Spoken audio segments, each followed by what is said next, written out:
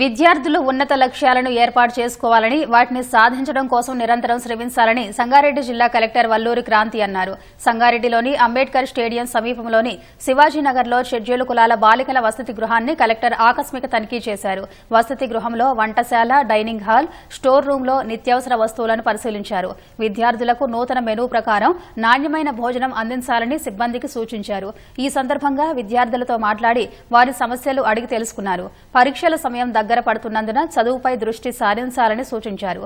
అనంతరం విద్యార్థినులతో కలిసి భోజనం చేశారు.